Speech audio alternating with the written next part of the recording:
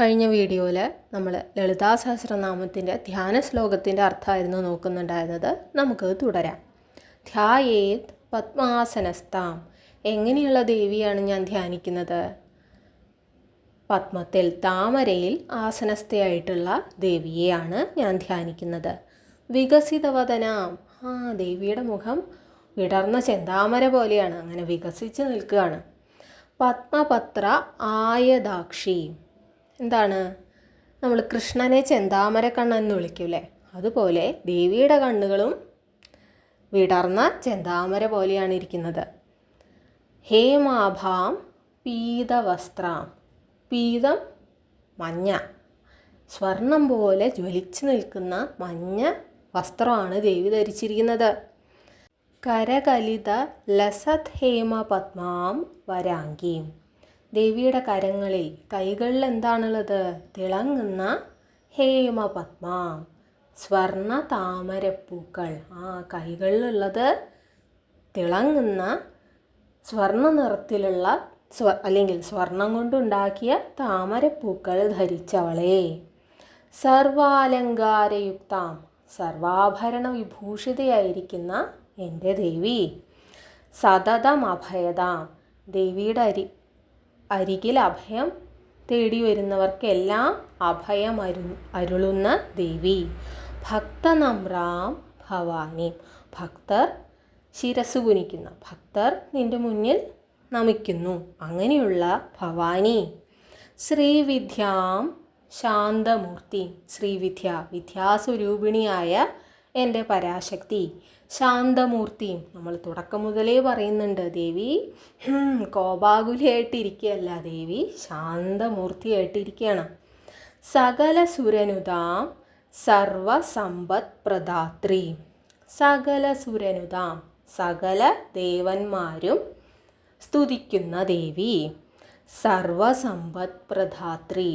ഇപ്പോൾ നമുക്ക് ഓരോരുത്തർക്കും വേണ്ടത് ഓരോ തരത്തിലുള്ള സമ്പത്താണ്. ചിലർക്ക് വേണ്ടത് സന്തോഷമായിരിക്കും, ചിലർക്ക് സമാധാനമായിരിക്കും, ചിലർക്ക് വിദ്യയായിരിക്കും, ചിലർക്ക് പണം സ്വത്തുമൊക്കെ ആയിരിക്കും. അങ്ങനെ സർവസമ്പത്തും പ്രദാനം ചെയ്യുന്ന ദേവി, നിന്നെ ഞാൻ ധ്യാനിക്കുന്നു. അപ്പോൾ നമ്മൾ എപ്രകാരമുള്ള ദേവിയെയാണ് ധ്യാനിക്കുന്നത്?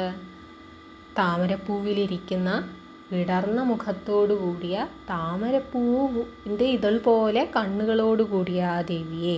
ആ ദേവിയെ ജ്വലിക്കുന്ന മഞ്ഞ വസ്ത്രം ധരിച്ചിരിക്കുന്നു. ദേവിയുടെ കൈകളിൽ തിളങ്ങുന്ന സ്വർണ്ണ താമരപ്പൂക്കളുണ്ട്. ദേവി സർവാഭരണ വിഭൂഷിതയാണ്. സകലർക്കും അഭയം അരുളുന്നവളാണ്. അവൾക്ക് മുന്നിൽ ഭക്തർ ശിരസ്സു കുനിക്കുന്നു. സകലർക്കും സർവവിദ്യയും പ്രദാനം ചെയ്യുന്ന, സകല ദേവന്മാരും സ്തുതിക്കുന്ന, സർവസമ്പത്തും പ്രദാനം ചെയ്യുന്ന ദേവിയെയാണ് നമ്മൾ ധ്യാനിക്കുന്നത്. സകുങ്കുമ വിലേപന അളിക ചുംബി കസ്തൂരിക. ദേവിയുടെ നെറ്റിയിൽ കസ്തൂരി തിലകവും കുങ്കുമവും ഒക്കെ ചാർത്തിയിരിക്കുകയാണ്. അതിൻ്റെ സൗരഭ്യം കൊണ്ട് അതിന് ചുറ്റും അളികൾ, വണ്ടുകൾ ഇങ്ങനെ വലം വയ്ക്കുന്നുണ്ട് എന്ന് നമുക്ക് തോന്നും. സമന്ദഹസിത ഇക്ഷണ. ഇനി ദേവിയുടെ കണ്ണുകൾ, ദേവിയുടെ നോട്ടം എങ്ങനെയുള്ളതാണ്? ആ നോട്ടം സദാ മന്ദഹസിക്കുന്നത് പോലെയുള്ളതാണ്. ചിലരങ്ങനെയാണ് അല്ലേ?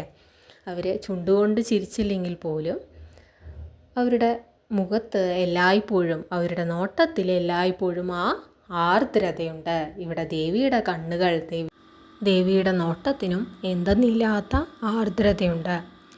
സശരചാപ പാശാങ്കുശ. ഇനി ദേവിയുടെ കൈകളിൽ എന്തൊക്കെയാണുള്ളത്? ശര, ചാപം, പാശം, അങ്കുശം.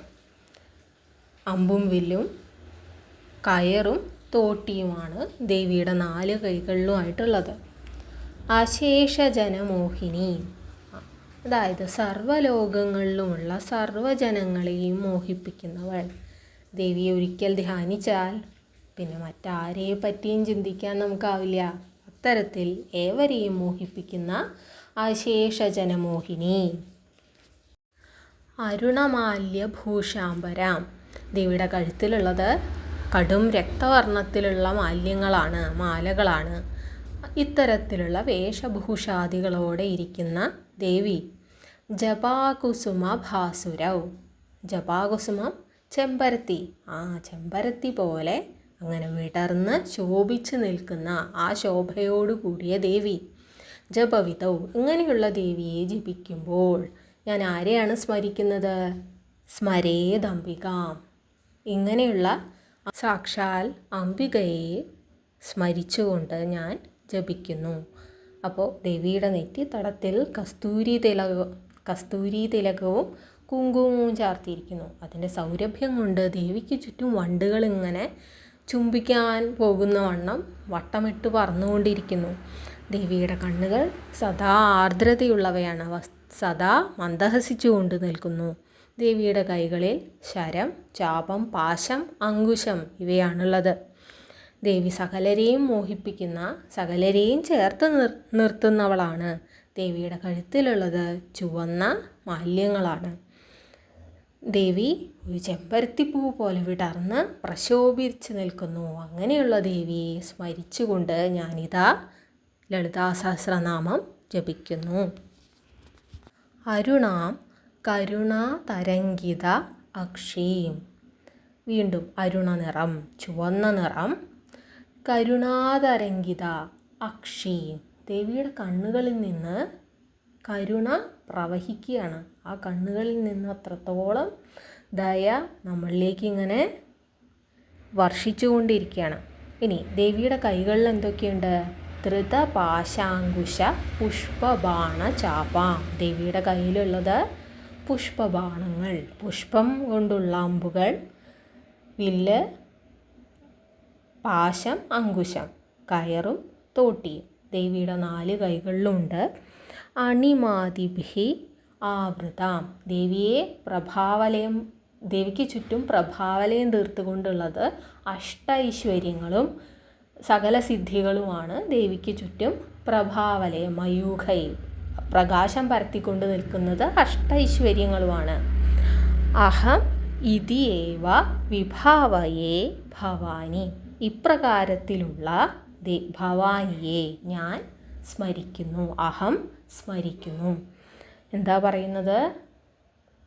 ദേവിയുടെ കണ്ണുകളിൽ നിന്ന് ആർദ്രത, ദയ ഇങ്ങനെ വർഷിച്ചു കൊണ്ടിരിക്കുകയാണ്. ദേവിയുടെ കൈകളിൽ ശരം, വില്ല്, പാശം, അങ്കുശം ഇവയെല്ലാം ഉണ്ട്. ദേവിക്ക് ചുറ്റും പ്രഭാവലയം തീർക്കുന്നത് അഷ്ടൈശ്വര്യങ്ങളുമാണ്. ഇപ്രകാരത്തിലുള്ള ഭവാനി, ഇപ്രകാരത്തിലുള്ള അംബികയെ ഞാനിതാ മനസ്സിൽ സ്മരിക്കുന്നു, ഞാനിതാ ധ്യാനിക്കുന്നു, ഞാനിതാ നമിക്കുന്നു.